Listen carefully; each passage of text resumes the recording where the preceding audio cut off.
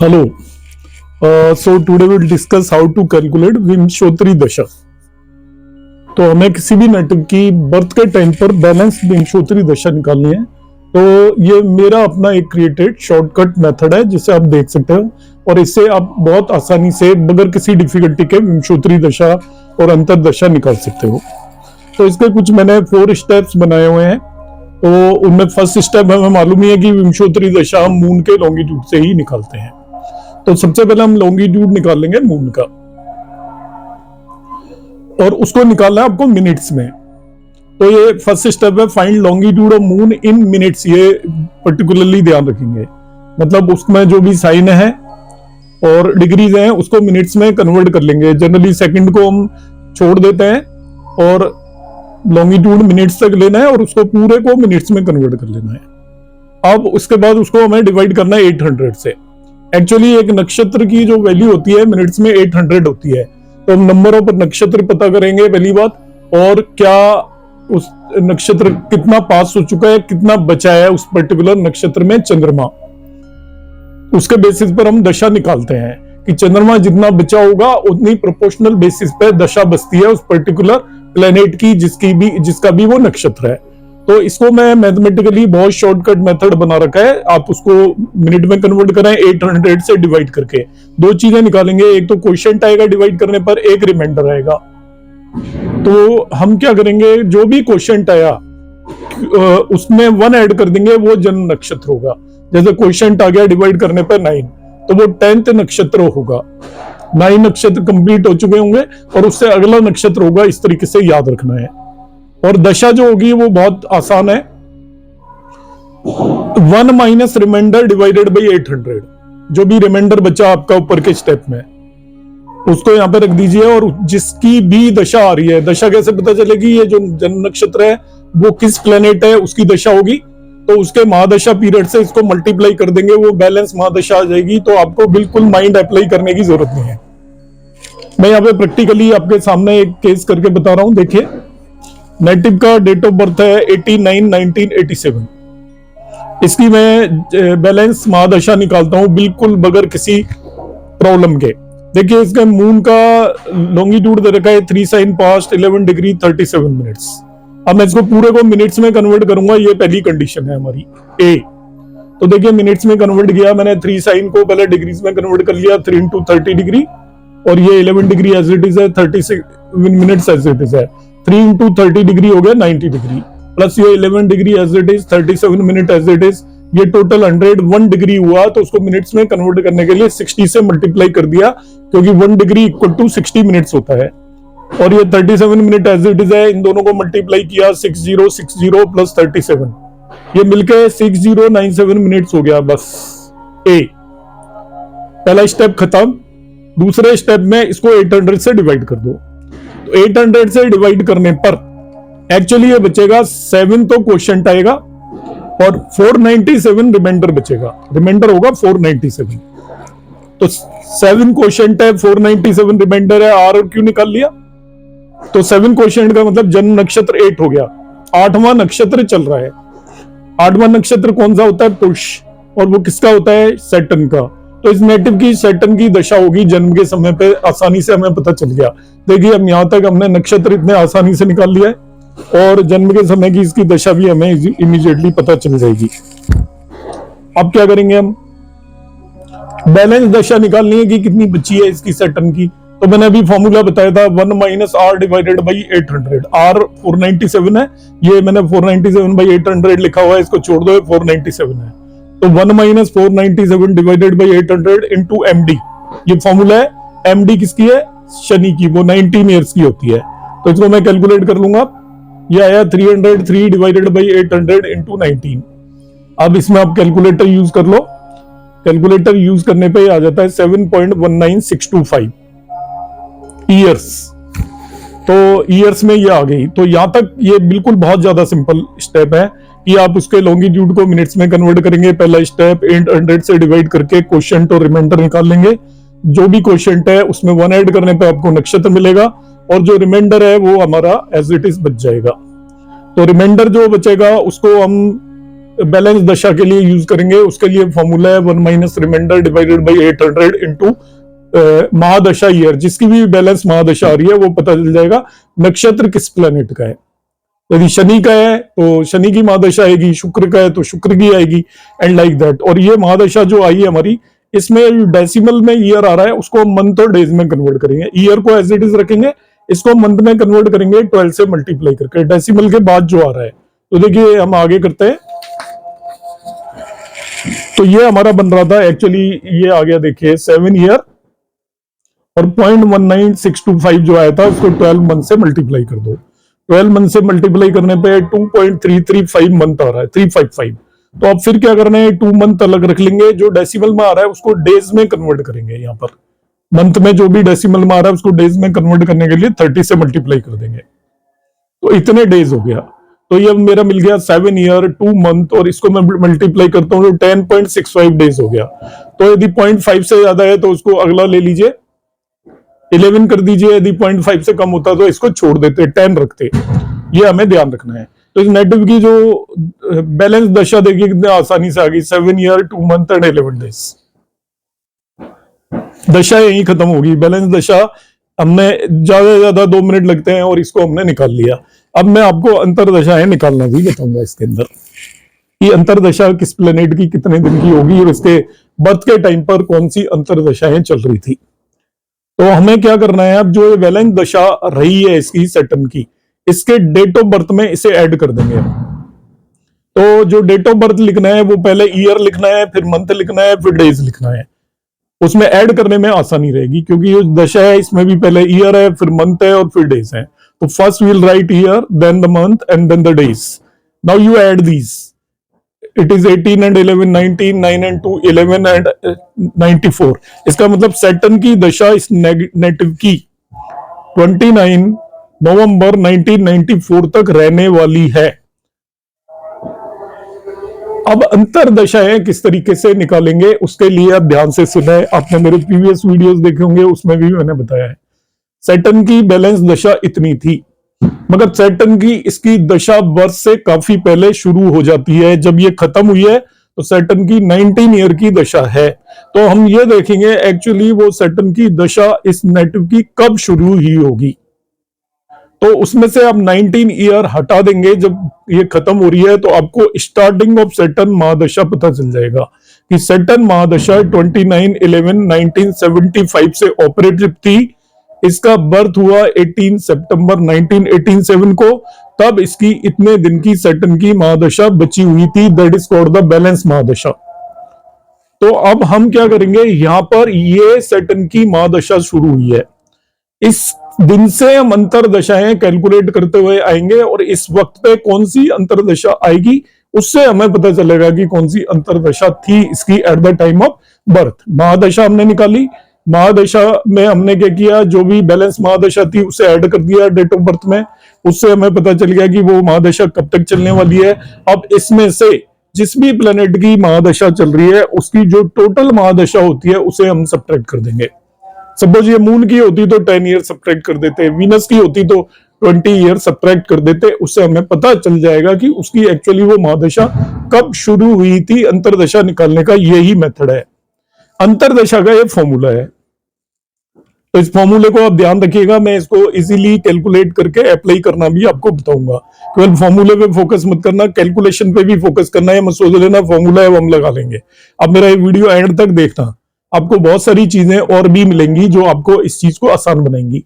ये अंतरदशा का फॉर्मूला होता है MD into AD divided by 10 months. MD का मतलब है जिस भी प्लेनेट की महादशा है उसके ईयर्स लिखने हैं यहाँ पे। AD उसके अंदर अब जिस भी प्लेनेट की अंतरदशा निकाल रहे हो उसके ईयर्स लिखने हैं, उसको 10 से डिवाइड करके मंथ्स में ये आंसर आएगा, मंथ में। तो MD लेनी है जिसकी भी, जैसे यहाँ पे शनि की महादशा है तो शनि की ईयर्स लेने हैं MD, और AD में हम शनि में शनि की निकालेंगे, शनि के बाद बुध की आएगी, फिर केतु की आएगी, तो उसके ईयर्स रखने हैं, उसको 10 से डिवाइड करना। अब कैलकुलेशन देखिए कैसे करूंगा मैं। सबसे पहले शनि में शनि की महादशा आई होगी 1975 में, तो उसके लिए मैंने क्या किया, शनि की महादशा भी 19 लिखा, अंतरदशा भी 19 लिखा, डिवाइडेड बाई 10। ये 361/10 आया मंथ। इसको कैलकुलेट करने का मैं बहुत इजी तरीका बता रहा हूँ। देखिए, जो फर्स्ट डिजिट है ये दोनों एज इट इज ले लो, ये तो मंथ आएंगे, और जो ये 1 बचा है लास्ट वाली डिजिट, इसको 3 से मल्टीप्लाई कर दो, वो डेज आएंगे। बिल्कुल सिंपल तरीका है। 36 मंथ 3 डेज। फर्स्ट 2 डिजिट है वो मंथ है, जो लास्ट डिजिट 1 बचा हुआ है उसको 3 से मल्टीप्लाई कर दो, वो आपके डेज हो जाएंगे। तो 36 मंथ 3 डेज का मतलब 3 ईयर 3 डेज हो गया। तो 3 ईयर 3 डेज इसमें ऐड कर दो आप। तब तक इसकी शनि की अंतरदशा रही है, तो शनि शनि अंतरदशा होगी। इसमें 3 ईयर ऐड किए तो 1978 आ गया, 3 डेज ऐड करेंगे तो ये 32 हो जाएगा। 32 का मतलब 2 और 1 मंथ यहां पे चला जाएगा आपका। तो ये होगी आपकी 2/12/1978 तक सैटर्न महादशा अंतरदशा।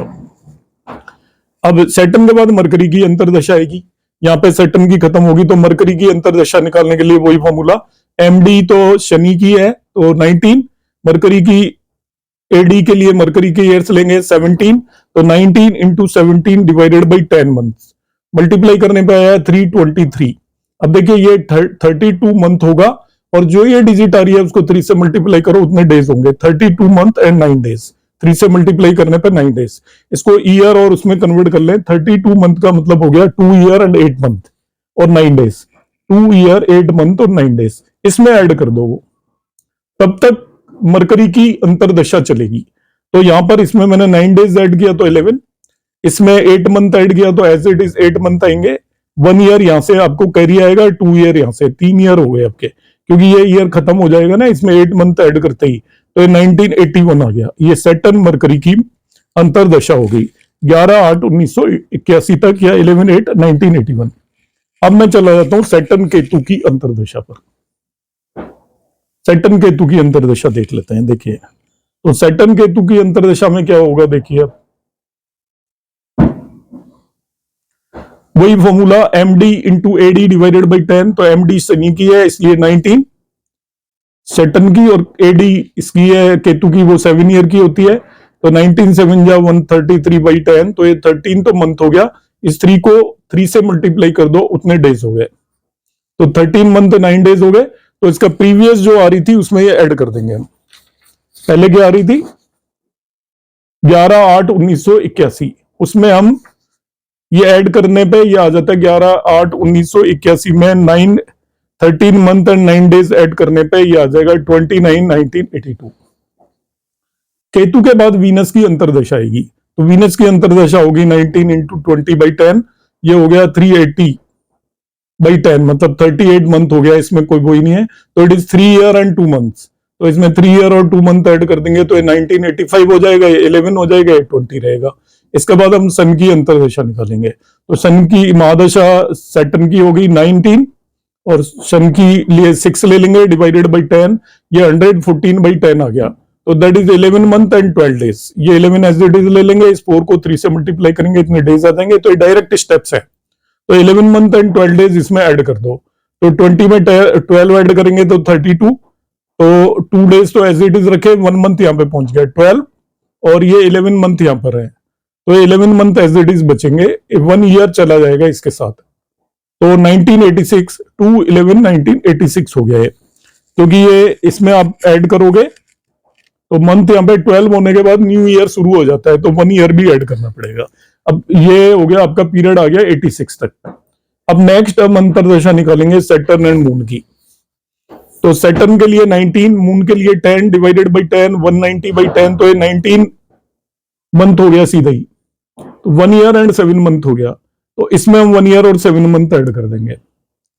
तो 1 ईयर का तो 7 मंथ ऐड करते ही 18 बन जाएगा। 18 का मतलब 6 मंथ और 1 ईयर यहां पे पहुंचा देंगे। एक 1 ईयर ये है, एक 1 ईयर इसको इसमें ऐड करने पे मिल रहा है आपको, तो वो तो ऑब्वियसली आप ऐड कर ही लेंगे। तो ये टोटल हो गया आपका 2/6/1988। अब ये इसका बर्थ इस पीरियड में इन दोनों के बीच में था, 1987 में बर्थ था इसका, 18/9/1987 को बर्थ था। तो ये आपको उसके बर्थ के टाइम पर जो अंतरदशा चल रही है वो सैटर्न मून की अंतरदशा है। सैटर्न मून अंतरदशा है। इस तरीके से हमने अंतरदशा निकाल ली। अब हम निकालेंगे इसकी प्रत्यंतर दशा। तो अंतरदशा में से प्रत्यंतर दशा निकालनी है, तो अब क्या करना है आपको, इसकी जो मून की अंतरदशा इस डेट पर शुरू हुई है, यहां से यहां तक मून की अंतरदशा है, ध्यान रखना है हमें। तो मून की अंतरदशा शुरू हुई है 2/11/1986 को। तो इसमें अब जो प्रत्यंतर दशाएं हैं, जन्म के समय मून की अंतरदशाओं की प्रत्यंतर दशाएं होंगी। तब आप क्या करेंगे, इसकी जब शुरू हुई है 2/11/1986 पर, प्रत्यंतर दशा का ये फॉर्मूला है MD into AD into PD divided by 40। तो यहाँ पे हम जब प्रत्यंतर दशा निकालेंगे तो सबसे MD तो ऑलवेज 19 ही आएगा। मून की चल रही थी तो मून में जो प्रत्यंतर दशाएं हैं वो AD 10 लेंगे मून के लिए, और PD उसमें जिसकी भी प्रत्यंतर दशा निकालनी है उसके ईयर्स लेंगे। तो सबसे पहले सैटर्न में मून की अंतरदशा थी, उसमें हम सबसे पहले मून की प्रत्यंतर दशा निकालेंगे। तो फॉर्मूला आएगा 19 MD of Saturn into 10 AD of moon into PD of moon into 10 divided by 40। तो ये आपका 19/4 यहाँ पे आएगा, उसको हम 10 डेज से ये डेज में होगा, ध्यान रखना है। तो ये कैलकुलेट करने पे 4.75 है 19/4, उसको हम PD डेज से मल्टीप्लाई करेंगे, नया फॉर्मूला यहाँ पे बन गया। तो PD डेज है 10, तो 47.5 डेज हो गया। तो इसको हम अराउंड 18 ले लेंगे, 1 मंथ एंड 18 डेज हो गया। 47.5 को आप अप्रोक्सीमेशन कर सकते हो, दैट इज 48। तो ये आपका 1 मंथ एंड 18 डेज हो गया, उसे आप ऐड कर दीजिए जब ये इसकी प्रत्यंतर दशा स्टार्ट हुई थी 2/11/1986 में। तो सबसे पहले ईयर लिखा 1986, फिर आपने उसमें ऐड कर दिया, तो ये आपका आ जाएगा 20/12/1986। इसके अंदर 1 मंथ एंड 18 डेज को ऐड कर दिया, तो ये आपका मून की प्रत्यंतर दशा थी। मून के बाद हमें मालूम है मार्स की प्रत्यंतर दशा शुरू होगी। तो मार्स की प्रत्यंतर दशा के लिए कैलकुलेशन को ज्यादा वो करने की जरूरत नहीं है, ये फैक्टर सेम रहेगा हमेशा। इस पर्टिकुलर केस में फैक्टर ऑलवेज निकाल लो, ये बदलेगा नहीं, क्योंकि हम MD सैटर्न की है, AD मून की है, केवल ये PD का पोर्शन आप बदल दीजिए, तो ये कैलकुलेट करने पे 4.75 ही आएगा। तो PD के लिए, मार्स के लिए हम 7 ईयर्स होता है, तो 7 से मल्टीप्लाई कर देंगे 4.75 को। इसमें सभी प्रत्यंतर दशाओं में 4.75 को जिसकी भी आप प्रत्यंतर दशा निकाल रहे हो उसके ईयर से मल्टीप्लाई कर देंगे। तो 4.75 इंटू 7 आएगा 33.25।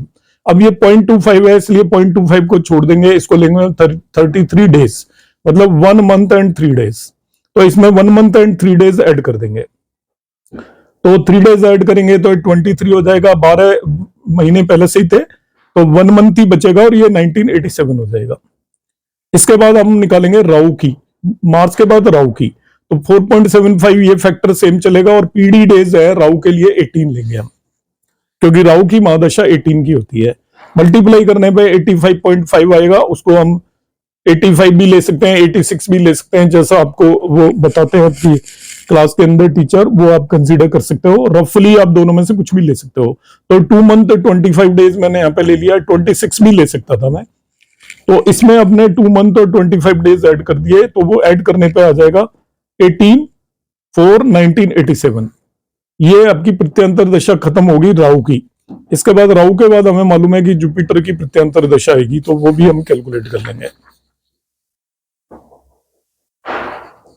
18/4/1987 के बाद जुपिटर की आएगी, तो 4.75 को 16 से मल्टीप्लाई कर देंगे, क्योंकि जुपिटर की महादशा 16 की होती है। तो 76 डेज आ गए, मींस 2 मंथ एंड 16 डेज। तो इसमें 2 मंथ और 16 डेज ऐड कर दो। 2 मंथ ऐड करेंगे तो ये 16 डेज ऐड करेंगे तो 34 हो जाएगा। तो 4 लिखेंगे, 1 मंथ यहाँ पे कैरी चला गया 5, और 2 मंथ ये वाले हैं तो 7 हो जाएगा ये 4/7/1987। तो जुपिटर की ये प्रत्यंतर दशा भी निकल चुकी है। जुपिटर के बाद सैटर्न की प्रत्यंतर दशा आएगी। तो सैटर्न की प्रत्यंतर दशा के लिए उस फैक्टर 4.75 को 19 से मल्टीप्लाई कर देंगे। 19 से मल्टीप्लाई करने पे 90.25 डेज आ रहा है, मतलब वो 3 मंथ्स हो गया। इसमें 3 मंथ ऐड कर देंगे तो आ जाएगा 4/10/1987। तो इस नेटिव का बर्थ इससे पहले हुआ था। इसका मतलब बर्थ के टाइम पर उसकी प्रत्यंतर दशा चल रही है। इसकी टोटल महादशा सैटर्न की होगी, अंतरदशा मून की होगी, और प्रत्यंतर दशा भी सैटर्न की हो गई है। तो जब हम प्रत्यांतर दशा निकालेंगे तो ऑलवेज याद रखना इस फैक्टर को पहले ही निकाल लेंगे हम, MD into AD divided by 40। आप पहले से ही कैलकुलेट कर लो इसको, लेट इट इज एक्स। अब जिसकी भी प्रत्यांतर दशा निकालनी है, इस एक्स को उसके प्रत्यांतर दशा के ईयर से मल्टीप्लाई कर देंगे, बस ईयर ऑफ प्रत्यांतर दशा। तो यहां पे जैसे हमने एमडी इंटू एडी बाई 14 हम सेटन में मून की अंतरदशा के अंदर पीडी निकाल रहे थे, तो सेटन मून की तो हमें पहले से ही मालूम है, हर एक केस में यही टर्म यूज होनी है। तो हमने क्या किया, ये 19 थी, मून की 10 होती है, डिवाइडेड बाई 40 हमने किया। इस फैक्टर को बार बार रखने की जरूरत नहीं है, एक बार ही कैलकुलेट कर लिया। अब जिसकी भी प्रत्यांतर दशा निकालनी है इसके मून की, उसके अंदर उसको उस पर्टिकुलर प्लेनेट की प्रत्यांतर दशा ईयर से मल्टीप्लाई कर दिया, उतने डेज की हमारी प्रत्यांतर दशा आ गई। तो इसी तरीके से हम निकालेंगे। मैं और समझाने के लिए मान लेता हूं कि सपोज मुझे वीनस के अंदर, एग्जांपल के लिए मैं बता रहा हूं, राहु के अंदर, वीनस में राहु की अंतरदशा में सपोज मून की प्रत्यांतर दशा निकालनी है, तो मैं वीनस के ईयर लूंगा, राहु के ईयर लूंगा और इसको मैं 40 से डिवाइड कर दूंगा। अब इसमें जिस मर्जी की प्रत्यांतर दशा निकालनी हो उसके पीडी ईयर को मैं एंड में मल्टीप्लाई करूंगा। तो ये करने पे हो गया 2, ये आपका आ गया 9.5 इंटू पीडी ईयर्स। अब आप जिस मर्जी की पीडी निकाल सकते हो वीनस की महादशा और राहु की अंतरदशा में। सपोज मून की निकालनी है तो इसको 10 से मल्टीप्लाई कर दो, सपोज गुरु की निकालनी है तो 16 से मल्टीप्लाई कर दो, मार्स की निकालनी है तो 7 से मल्टीप्लाई कर दो और आपको सीधा ही प्रत्यांतर दशा आ जाएगी। तो प्रत्यांतर दशा के लिए ये फैक्टर आप पहले ही कैलकुलेट करके रखोगे। कौन सा वाला, एमडी इंटू एडी बाई 40। हर एक में एक कॉमन आएगा सभी प्रत्यांतर दशाओं में। अब जिस भी प्लेनेट की प्रत्यांतर दशा निकालनी है उसके ईयर से इसे मल्टीप्लाई कर देंगे इस फैक्टर को। आई होप आपको किसी भी नेटिव की महादशा बैलेंस निकालना, उसके अंदर बर्थ के टाइम पे कौन सी अंतरदशा है, उस टाइम पर कौन सी प्रत्यांतर दशा है, ये कंसेप्ट क्लियर हो गया होगा। मैंने कैलकुलेशन को भी सिंप्लीफाई करने की कोशिश की है। यदि आपको अभी भी कोई डाउट रहता है तो आप कमेंट बॉक्स में कमेंट करिएगा, मेरे मोबाइल पर मैसेज करिएगा। मेरा मोबाइल नंबर है 9013798899।